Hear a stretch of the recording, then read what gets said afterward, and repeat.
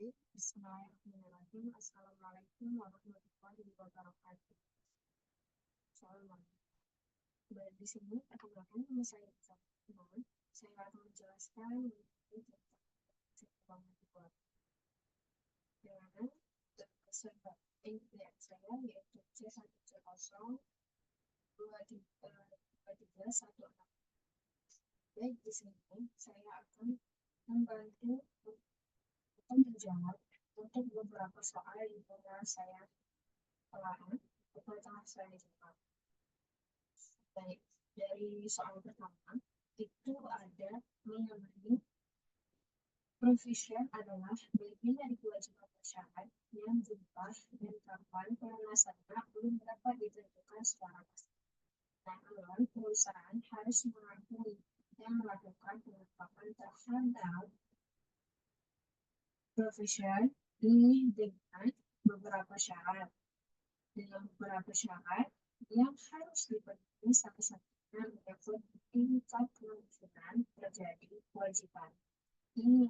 Lalu, jelaskan pada kondisi yang bagaimana perusahaan akan mengakui dan mengungkapkan suatu profession. Itu soal nomor pertama. Nah, mari kawan-kawan, kita sama-sama untuk menjawab. Di sini terdapat yang harus kita jawab terlebih dahulu mengenai tentang profession ini. Perusahaan akan mengakui dan mengungkapkan suatu profession ketika memenuhi 3 kondisi, yaitu apa aja? Yang pertama, adanya kewajiban gini, yaitu present obligation. Kewajiban ini dapat timbul dari peristiwa masa lalu, seperti kontrak atau undang-undang yang mengharuskan perusahaan melakukan penyelesaian kewajiban tersebut. Kewajiban ini bisa bersifat legal atau hukum, atau konstruktif berdasarkan kebiasaan ataupun praktik bisnis. Nah, lalu yang kedua itu adalah kemungkinan keluar arus sumber daya ekonomi. Apa itu? Terdapat kemungkinan besar problem bahwa perusahaan akan mengeluarkan sumber daya ekonomi untuk menyelesaikan kewajiban ini. Probable yaitu berarti kemungkinan terjadinya dari 50%. Oke, selanjutnya kita akan menjawab, yaitu adalah yang tentang estimasi yang andal atas jumlah kewajiban. Nah, perusahaan harus mampu membuat estimasi yang cukup andal, reliable, yaitu mengenai jumlah kewajiban yang harus diselesaikan di masa depan. Jika ketiga kondisi tersebut terpenuhi, maka profession harus diakui dalam laporan keuangan perusahaan. Profession ini harus dicatat sebagai beban dan diakui sebagai kewajiban pada periode di mana ketiga kriteria tersebut terpenuhi. Oke, selanjutnya kita langsung jawab nomor 2, yaitu mengenai soalnya ketika obligasi diterbitkan pada tingkat diskon ataupun premium, maka setiap kali pembayaran bunga akan dilakukan amortisasi bond premium ataupun bond diskon. Jelaskan apa yang menjadi dasar sehingga perlu dilakukannya amortisasi ini, yaitu di mana amortisasi bond premium atau bond diskon dilakukan karena adanya perbedaan antara nilai nominal obligasi dan jumlah yang diterima saat obligasi diterbitkan. Berikut adalah penjelasan dalam mengapa amortisasi ini perlu dilakukan. Nah, saya akan menjelaskan mengapa penjelasan dari mengapa amortisasi ini perlu dilakukan. Yang pertama, yaitu mencerminkan biaya bunga yang sesungguhnya. Ketika obligasi diterbitkan pada ketika tingkat diskon, investor membayar kurang dari nilai nominal, sehingga biaya bunga yang sebenarnya lebih tinggi dari bunga yang dibayarkan secara periodik. Oleh karena itu, amortisasi diskon akan meningkatkan beban bunga secara bertahap hingga nilai obligasi mencapai nilai nominal pada jatuh tempo. Sebaliknya, ketika obligasi diterbitkan pada tingkat premium, investor membayar lebih dari nilai nominal. Ini berarti biaya bunga yang sesungguhnya lebih rendah dari bunga yang dibayarkan. Lalu, yang kedua itu, di mana mencapai nilai nominal pada jatuh tempo. Kenapa? Yaitu amortisasi dilakukan agar nilai tercatat obligasi carrying berubah secara bertahap hingga mencapai nilai-nilai nominalnya saat jatuh tempo. Lalu, kepatuhan terhadap prinsip akuntansi. Amortisasi diperlukan untuk mematuhi prinsip matching atau prinsip pembanding dalam akuntansi yang menyatakan bahwa pendapatan dan beban harus dicatat dalam periode yang sama. Nah, dengan amortisasi, beban bunga yang diakui setiap periode dicerminkan beban yang sesuai dengan jumlah obligasi yang diterima atau dibayar. Selanjutnya, yaitu yang ketiga, treasury share merupakan akun kontra dari equity dan mengurangi jumlah ordinary share yang beredar. Jelaskan mengapa dalam penyajian share capital ordinary di bagian equity pada laporan posisi keuangan, nilai share capital ordinary tetap dihitung berdasarkan jumlah saham yang diterbitkan dikalikan dengan nilai share capital ordinary.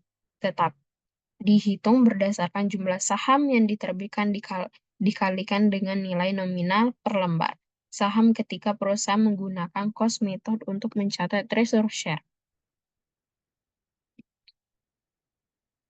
Jadi, yang ketiga ini, ketika perusahaan menggunakan cost method untuk mencatat treasury share, nilai share capital ordinary tetap dihitung berdasarkan jumlah saham yang diterbitkan dikalikan dengan nilai nominal per lembar saham.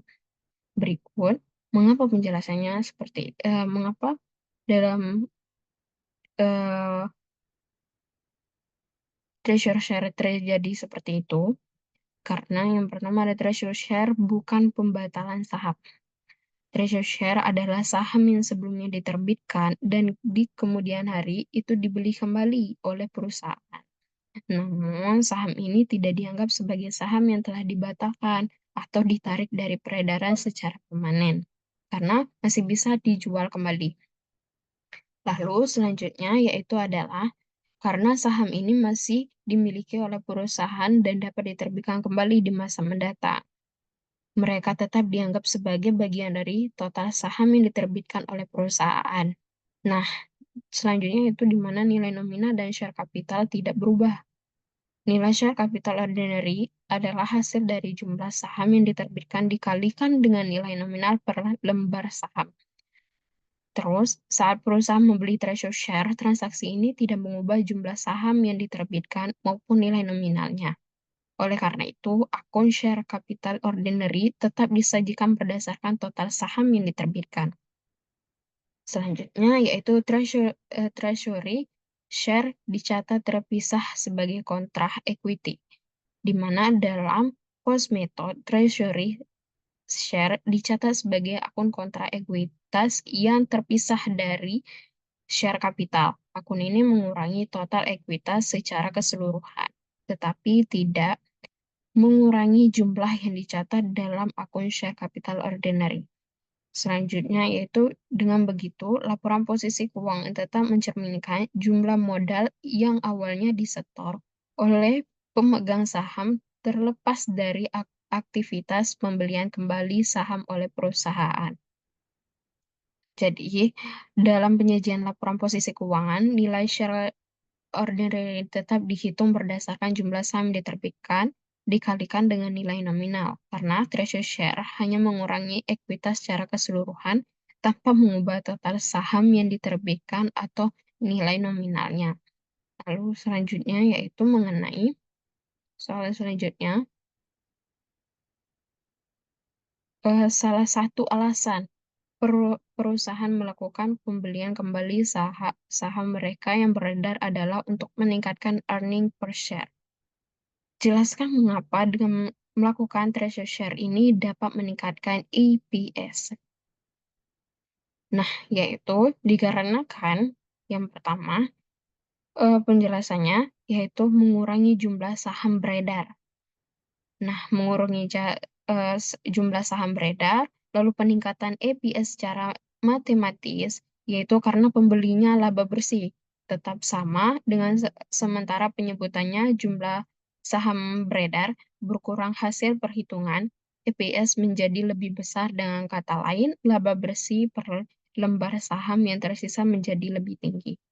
Terus ada daya tarik bagi investor. Nah, daya tarik bagi investor ini peningkatan EPS sering dipandang sebagai tanda kinerja keuangan yang lebih baik dan dapat membuat perusahaan terlihat lebih menguntungkan atau menarik bagi investor. Meskipun sebenarnya laba bersih perusahaan tidak berubah, peningkatan EPS ini dapat meningkatkan persepsi pasar terhadap nilai saham perusahaan. Nah, selanjutnya yaitu mengenai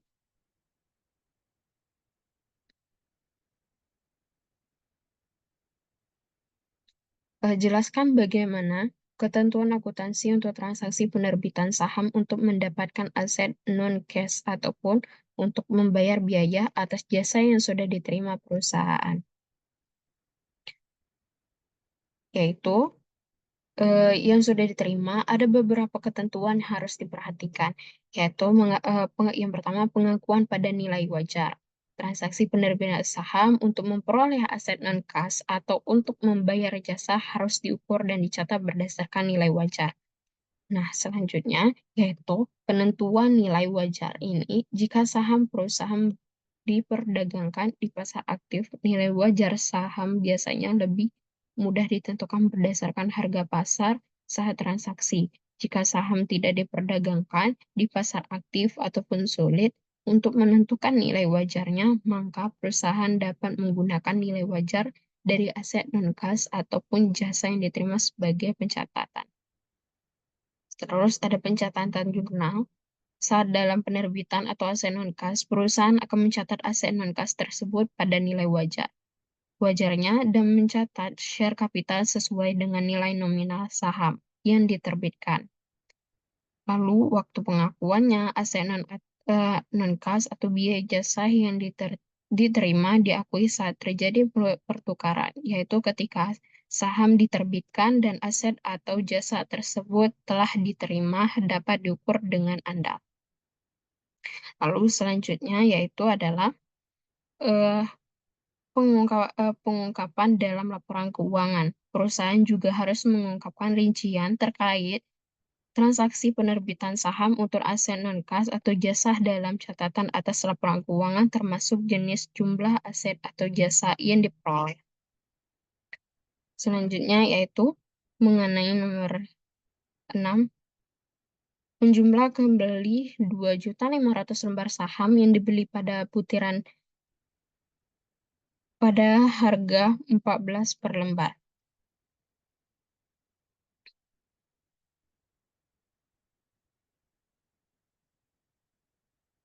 Nah, ketika perusahaan melakukan pelunasan bond payable dengan menyerahkan aset atau menukarkannya dengan sekuritas lain, transaksi tersebut sebagai pelunasan obligasi cara non-cash atau non-cash statement, yaitu berikut adalah penjelasannya yang mengenai tentang bond payable ini, yaitu yang pertama perhentian pengakuan liabilitas, yang kedua ada pengakuan aset dan sekuritas yang dilepas, dan juga pengakuan laba atau rugi, lalu pengungkapan dalam laporan keuangan. Perlakuan akuntansi ini memastikan bahwa transaksi pelunasan obligasi dengan aset atau sekuritas lain tercermin secara wajar dalam laporan keuangan, termasuk pengakuan keuntungan dan kerugian yang terkait dengan pelunasan tersebut. Selanjutnya, yaitu mengenai PT soal 7, yaitu PT MH menggunakan pembagian dividen paruh kedua kepada pemegang saham biasa dalam bentuk aset non-cash. Aset tersebut beberapa investasi dengan kategori tersedia atau dijual untuk itu untuk mahasiswa cowok, dan tercatat 15 pada pengumuman dividen nilai wajar investasi tersebut dalam 17.500. Nah, nomor 7 ini dalam penjelasannya bahwasanya nilai penyesuaian untuk perubahan nilai wajar kewajiban meningkat berarti kewajiban lebih besar dibandingkan kepada periode sebelumnya. Jurnal penyesuaian disebut yang akan debit yaitu rugi akibat penyesuaian nilai wajar, terus ada kredit di bond payable. Nah, terus dalam konsekuensi pada laporan keuangan itu, pengaruh pada laporan laba rugi yaitu penyesuaian nilai wajar akan mempengaruhi laba atau rugi periode berjalan karena perubahan nilai wajar diakui sebagai keuntungan atau kerugian.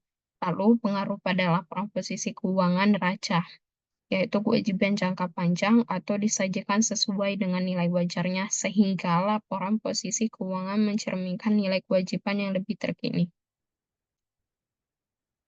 Selanjutnya itu ada mengenai kepatuhan terhadap standar akuntansi, yaitu perusahaan yang menggunakan model nilai wajar diwajibkan untuk melakukan penilaian dan penyesuaian secara berkala sesuai dengan perubahan nilai pasar. Penggunaan nilai wajar ini dapat dicerminkan situasi keuangan perusahaan secara lebih realistis, terutama dalam kondisi pasar yang menggenjot. Lalu, nomor 8 yaitu di mana soalnya mengenai dividen yang dibagikan perusahaan akan mengurangi retained earning. Jelaskan mengapa ketika perusahaan membagikan share dividen tidak mengakibatkan total equity-nya berkurang dan bagaimana juga dampaknya pada share capital ordinary.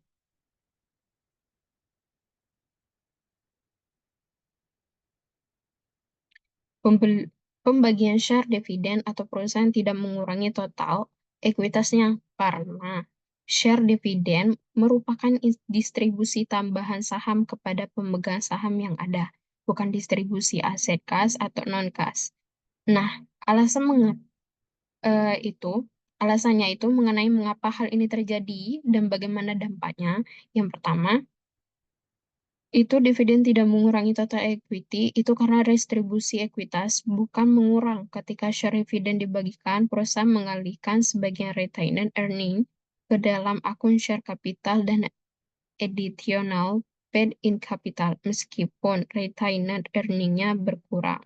Jumlah yang sama ditambahkan ke akun ekuitas lain, sehingga total ekuitas tidak berubah.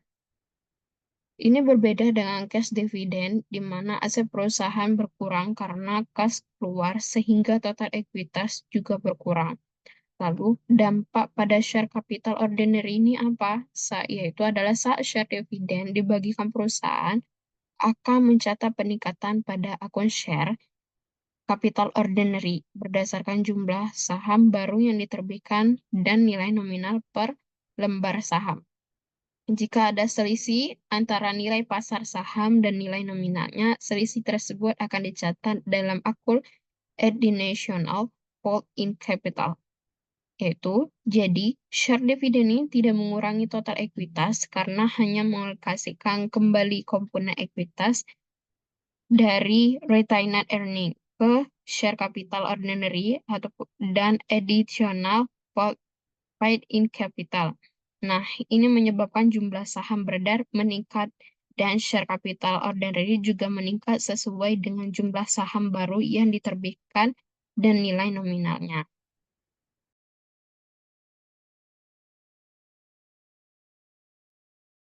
Baik, di sini saya akan menjelaskan dalam soal perhitungan. Di mana di soal perhitungan ini, yaitu yang pertama itu untuk mendorong penjualan serial sarapan Aladdin Leviathan Company menempatkan 1 kupon di setiap kota, 5 kupon yang dapat ditukarkan dengan hadiah yang terdiri dari boneka tangan anak-anak. Pada 2022, perusahaan membeli 40.000 boneka dengan harga 1,5 per boneka dan menjual 500 kotak Aladdin dengan harga $3,75 per kotak. Berdasarkan pengalaman sebelumnya terkait dengan penawaran hadiah ini, perusahaan memperkirakan bahwa 60% dari kupon yang diterbitkan akan dikirimkan kembali untuk ditukar dengan hadiah selama tahun 2022, yaitu 115.000 kupon telah ditukarkan. Dalam pengerjaannya, untuk mencatat eh, pembelian 40.000 boneka dengan harga eh, sat- $1,50 per boneka, yang mana jurnal pembelian boneka yaitu premium investornya. Di sini terdapat yaitu mengenai jurnal terdapat premium investor. Premium investornya ini merupakan sebanyak 60.000. 60.000 itu dapat dari mana? Yaitu adalah dari 40.000 banyaknya boneka tadi dikalikan dengan harganya, harga boneka per boneka tersebut yaitu 1,50.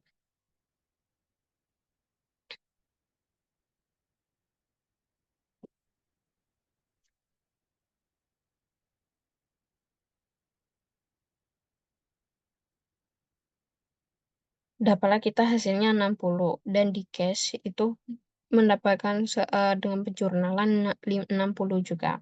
Nah, terus di sini kan sebelum Lighting Company membuat jurnal untuk mencatat penjualan kotak Aladin tersebut, ditentukan terlebih dahulu beban premi dan kewajiban terkait.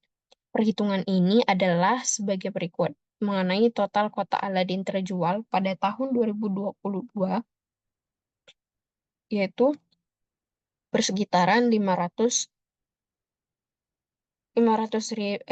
ribu dolar. Terus dalam perkiraan penebusan dalam persennya itu 60%. Total perkiraan penebusannya itu 300 ribu ini tadi. Dapat dari mana? Yaitu dari hasil perkalian di antara kedua ini, yaitu 500 ribu dikali 60%. Dapatlah hasilnya ini. Nah, selanjutnya perkiraan biaya penebusannya itu yaitu dengan rumus 3.000 yang kita dapatkan tadi, kupon, dibagikan dengan 5, dikalikan dengan 1,50.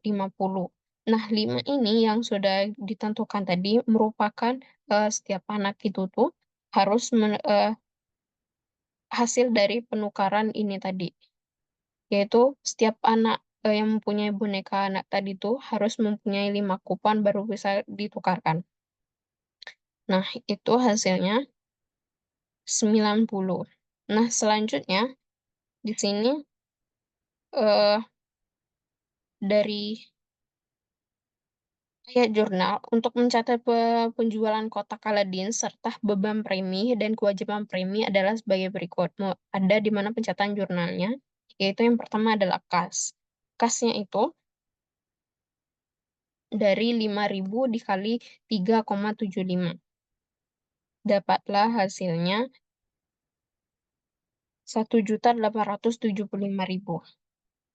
Lalu untuk ini, yaitu premium expense-nya, yaitu F13 yang kita bisa lihat dari F13-nya itu merupakan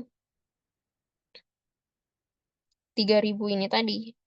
3.000 ini di sama rumusnya yang seperti ini. Yang kita cari perkiraan biaya penebusan.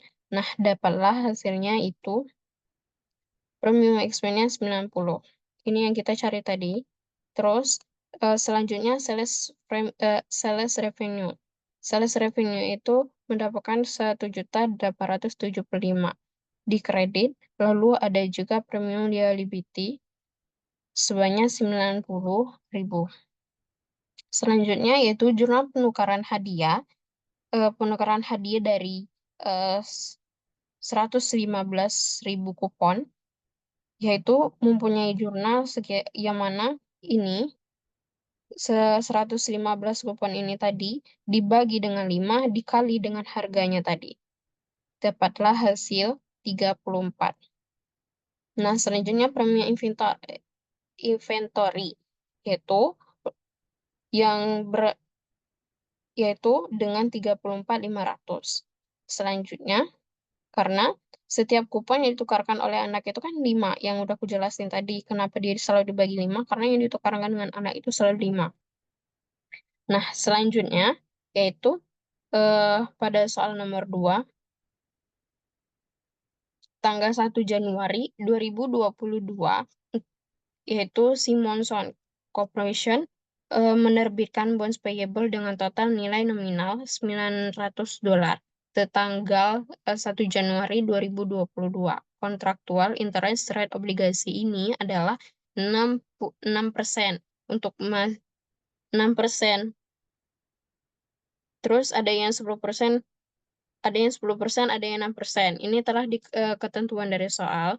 Nah, terus bunga yang dibayarkan per tahun pada tanggal 1 Januari 1 Juli dan 1 Juli, dan obligasi ini jatuh tempo tanggal 1 Januari 2027. Market interest rate pada saat penerbitan adalah 8%. Perusahaan menggunakan akun interest expense akun untuk mencatat accrued interest. Tanggal 1 Januari 2025, obligasi ini dilunasi pada kurs 102%. Langsung aja kita selesaikan. Yaitu yang pertama, menghitung harga jual obligasi pada tanggal 1 Januari dengan cara menghitung present atau dari present value dari utang obligasi atau principal.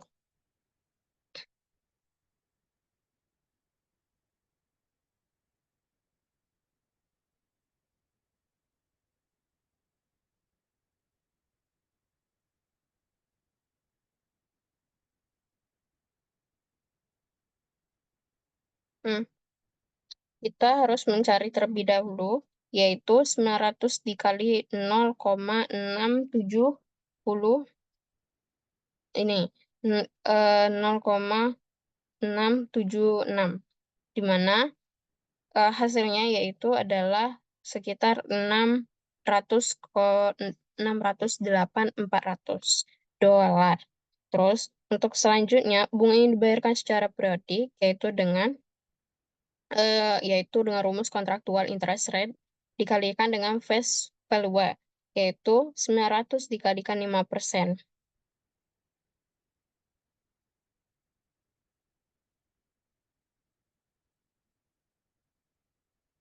Dengan hasil yang kita dapatkan yaitu $45. Selanjutnya, PV anuitas dari bunga yang dibayarkan secara periodik. Ini dari $45.000 dikalikan 8,111. Nah, ini present value interest anuitas 4%, periodenya yang tingkat ke-10. Nah, untuk mendapatkannya, itu dikalikan dengan hasil, yaitu 364,995 dolar. Dan selanjutnya, harga jual obligasi pada tanggal penerbitan, yaitu dengan hasil 68 ini tadi,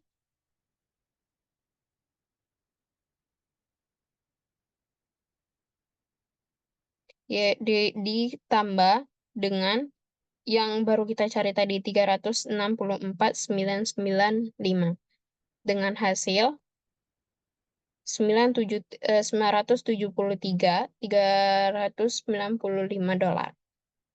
Nah, selanjutnya yaitu jurnal untuk mencapai penerbitan obligasi tanggal 1 Januari 2022. Pada tanggal ini sesuai tanggal yang sudah disediakan dari yang kita urutkan. Untuk penyelesaian soal ini, jurnal mencatat penerbitan obligasi pada 1 Januari 2022, yaitu dengan tanggal 1 Januari 2022 cash, yaitu merupakan cashnya sekitar yaitu 973. Di mana dapat 973 ini dari sini, dari penjumlah yang sudah kita cari tadi. Nah, lalu ada bond payable-nya. Bond payable-nya ini sekitar dengan hasil 973 untuk jurnal ini, untuk mencatat penerbitan obligasi tanggal 1 Januari 2022. Nah, lanjut, yaitu di nomor 2, Nah, di sini kan ada tabel nih, daftar amortisasi premium obligasi, metode bunga efektif siminual interest payment, yaitu 5 tahun. Contractual interest rate 100%, 10%, market interest rate 8%. Nah, untuk mencarinya yaitu pada awal ini kita hanya mendapatkan carrying amount yaitu dari ini tadi.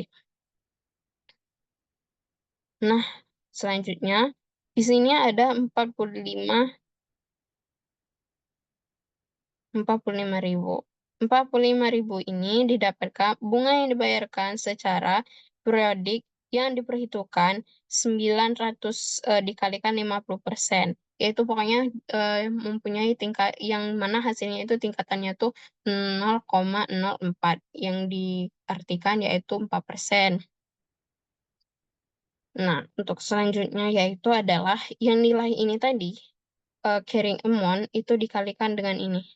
Eh, dikalikan dengan 0,4. 0,4, yaitu sama dengan 4% tadi. Nah, bunga yang dicatatnya segini. Lalu, untuk mendapatkan amortisasi ini, yaitu adalah F26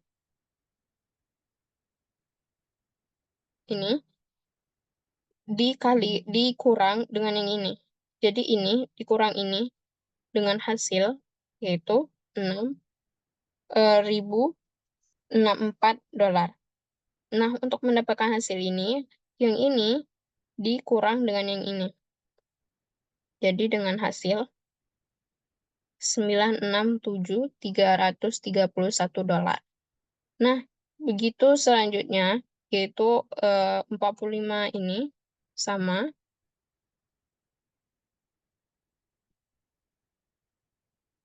Nah, untuk yang ini, dalam 38 ini, sama caranya tadi, yaitu pasti dikalikan dengan 0,04. Dengan hasil 38.693 dolar. Terus untuk mendapatkan ini, 45 ini dikurang dengan 38 ini. Dapatlah hasilnya 6.037 dolar. Terus ini juga mendapatkan hasilnya dari yang ini dikurang sama yang ini.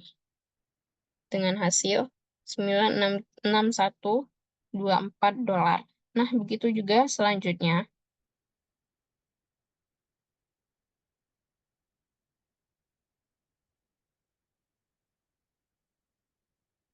Seterusnya sama untuk dalam pencariannya.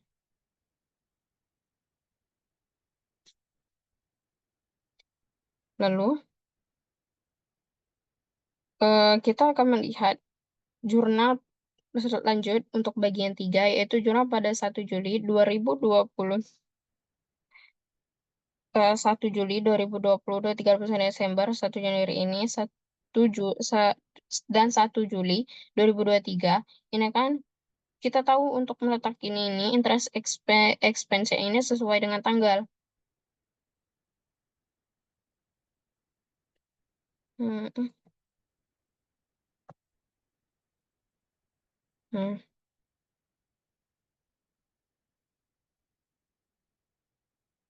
Ini, dapat ini, hasilnya itu dari ini. Nah, begitu juga yang telah kita buat jurnal, karena kita kan udah nyari tadi, sekarang kita buat jurnalnya.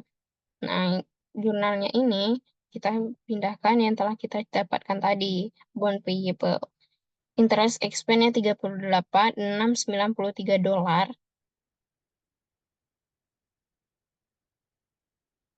yaitu dan mendapatkan interest payable-nya 45. Lalu selisihnya baru kita dapat bond payable-nya yaitu setengah 6,370 dolar.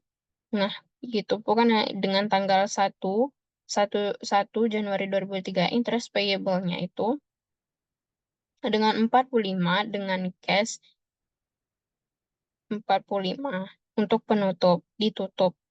Nah, kenapa akun ini selalu dibuat? Karena setiap tahunnya dibuat laporan akuntansi untuk akun-akun untuk ditutup. Nah, untuk selanjutnya yaitu bond payable-nya tadi $900, yaitu lalu cash-nya itu adalah $900.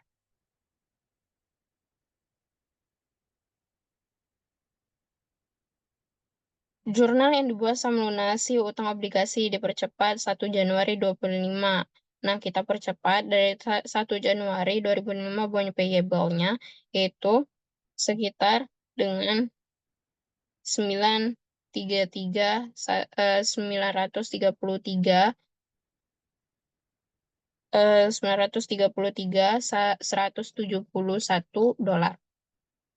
dengan cash yaitu 918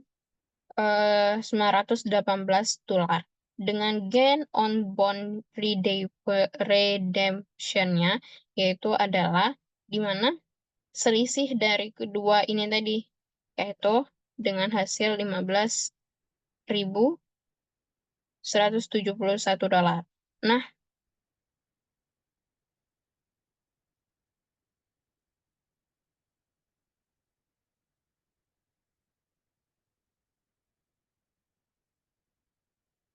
sebelumnya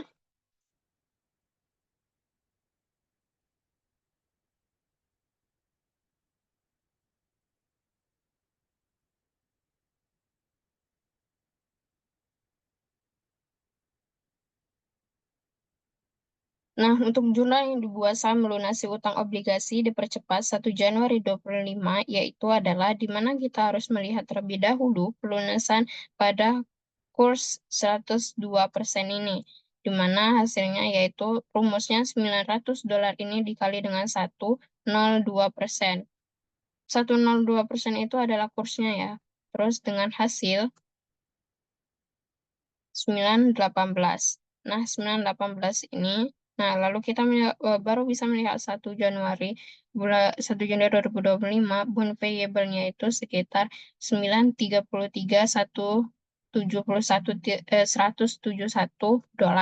Nah, untuk cash-nya itu mendapatkan 918 dari mana? Ini tadi kayak gitu. Nah, gain on bond redemption-nya itu adalah selisih dari antara keduanya.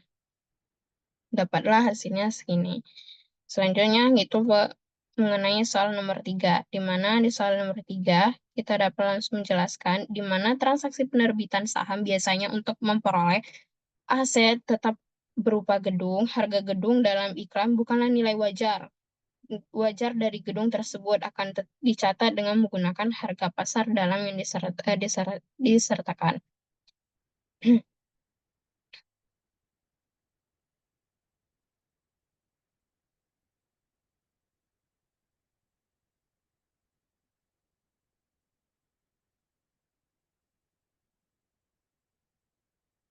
Nah, buildingnya ini yaitu dengan 1 juta dikalikan dengan 15. 1 juta dikalikan 15 ini dapatlah 1.500.000 dengan share capital ordinary. Di mana dapat 1 juta dengan 500 ini dalam ketentuan yang telah ditentukan dalam soal.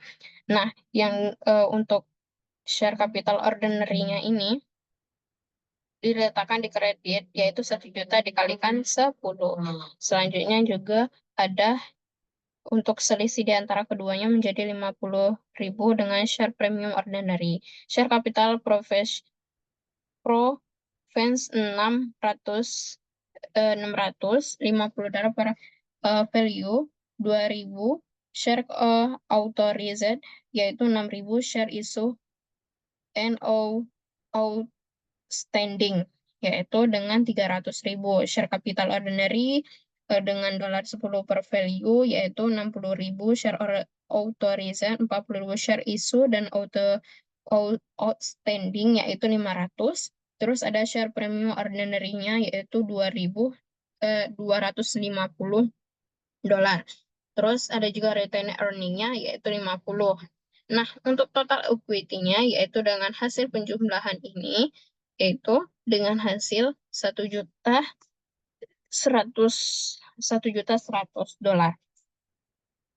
Lanjut yang kedua, untuk mencatat transaksi treasury share sebesar harga peroleh ketika saham ini dibeli kembali oleh perusahaan treasury share, yaitu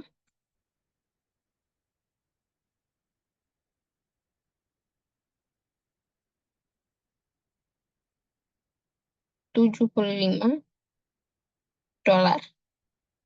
Dengan treasure-nya yaitu 500 dikalikan 15. 500 kali tadi dikalikan 15 dengan hasil yaitu 75. Nah, kita letak cashnya 75.000.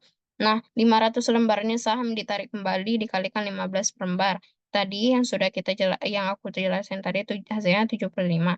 Nah, share capital preference 6% dengan $50 per value, $20.000 share OTZ, 6.000 share issued outstanding, yaitu dengan 300 share capital ordinary, 10 per value, 60 share OTZ, 60.000 share OTZ, 40.000 share issued dan outstanding, yaitu 500, dan share premium ordinary 250, retained earning 50, dengan treasury share 5.000, dengan hasil kerugian 75.000. Akun baru ini ya, dengan total equity yaitu kita jumlahkan semua yaitu 1.025.000. Maaf, ini bukan kerugian, yaitu hanya dikurangkan. Lalu nomor 3 itu menjelaskan menjual kembali treasury share dengan harga jual di atas harga peroleh cash, yaitu cashnya itu dengan 1.500 yang tadi dikalikan dengan 16, dapatlah hasilnya 24. Nah, selanjutnya treasury share ini tadi juga mendapatkan 22.500 dengan ini tadi dapat selisihnya yaitu sekitar 1.500.000. Nah, ini yang ini itu 16 saham, 16 lembar saham. Yang ini 15 lembar saham. Baru yang dapat di sininya itu adalah selisihnya.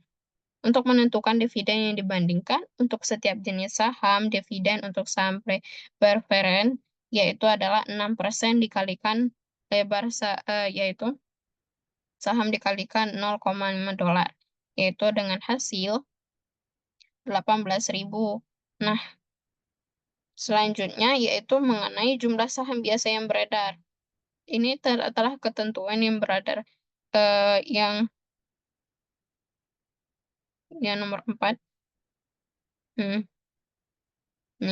0,5 itu sudah berdasarkan dari soal. Nah, dari nomor 4 ini dapatlah kita 18.000 tadi. Jumlah saham biasa yang beredar adalah yang pertama saham beredar 1 Januari yaitu 2022 yaitu sekitar 40.000. Ini ya treasury share-nya 10.000. Lalu ada selanjutnya yaitu ada minus 5.000. Selanjutnya ada 1.500, di mana hasil ini 1.500, di mana hasil ini tadi ditambahkan dengan mendapatkan hasil 46.500 dividen untuk saham biasa. Dan saham biasa ini 46.500 dikali 0,5 yang 0,5 di soal bagian 4 ini tadi dikalikan kan dapatlah hasil 23.250 dolar. Nah, untuk jurnal pada pengumuman dividen payable-nya ini yaitu retained earning. Retained earning-nya itu di mana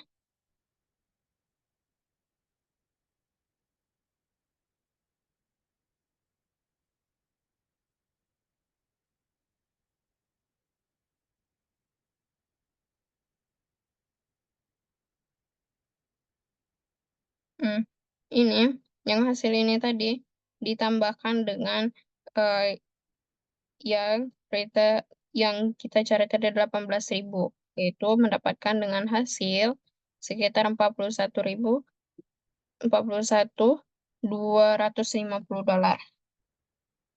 Ini ya komponen tutupnya. Ini yang kita ingin lakukan tadi yaitu adalah peredarannya.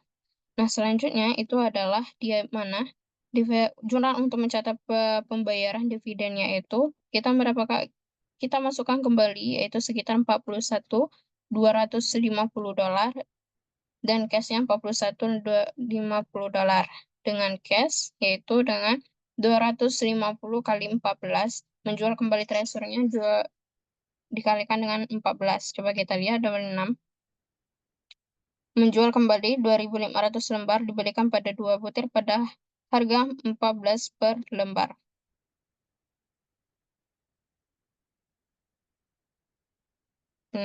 Jadi dikalikan dengan 14, maka kita dapatlah 35 dolar. Selanjutnya, 2.500 tadi dikalikan dengan 15, dan juga selisihnya dapatlah 2 juta minus 2.500.000. Nah, selanjutnya, pengumuman pembagian dividen properti berupa investasi saham kategori nilai wajar bagian laporan laba atau rugi menyesuaikan nilai investasi saham pada nilai wajarnya. Yaitu ada yang 500, ada 17.500, 2.500, dilaporkan sebagai bagian other income. Nah, ini tadi 15 nilai tercatat investasi saham, nilai wajar investasi wajar saham, terus ada unrealized holding gain or loss income. Dalam penjurnalnya dapat kita tulis di sini adalah 2.500 dari sini. Terus tuh unrealized holding gains loss income-nya ini yaitu sekitar 2.500.000 untuk dalam penjurnalan ini dan langsung yaitu jurnal untuk mencatat pengumuman dividen retained earning yaitu 17 yaitu 17.500. Lalu dengan 17.500 ini di property dividen payable-nya juga 17.500 yaitu merupai nilai wajar. Nah, ini tadi kan 750, kita lihat di sini, property dividend payable-nya 750 dalam jurnal untuk mencatat mendistribusikan dividen properti kepada pemenang saham. Lalu di sini juga berapa 17.500. Untuk jurnal menutup rugi, kan tadi terjadi rugi nih di sini. Nah, untuk menutupnya,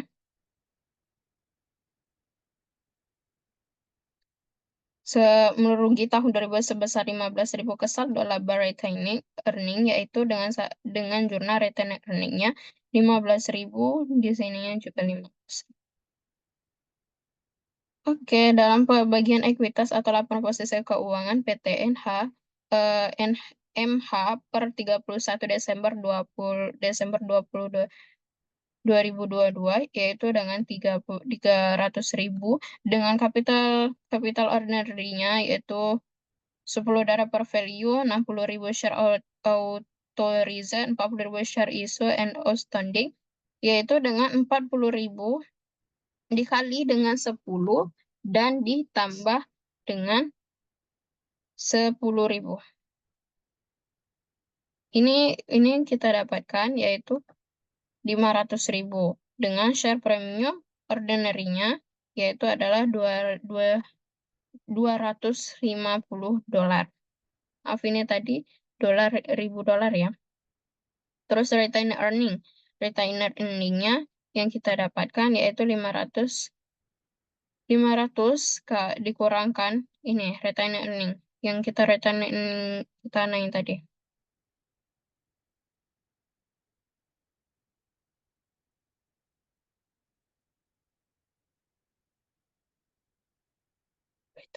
Hmm.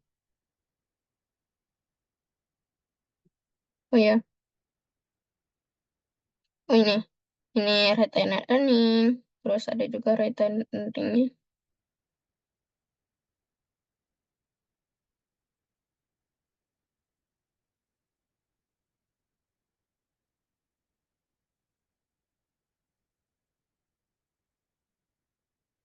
Terus selanjutnya pokoknya sesuai dengan ini, pokoknya retained earning dikurang, lalu mendapatkan minus 23.750.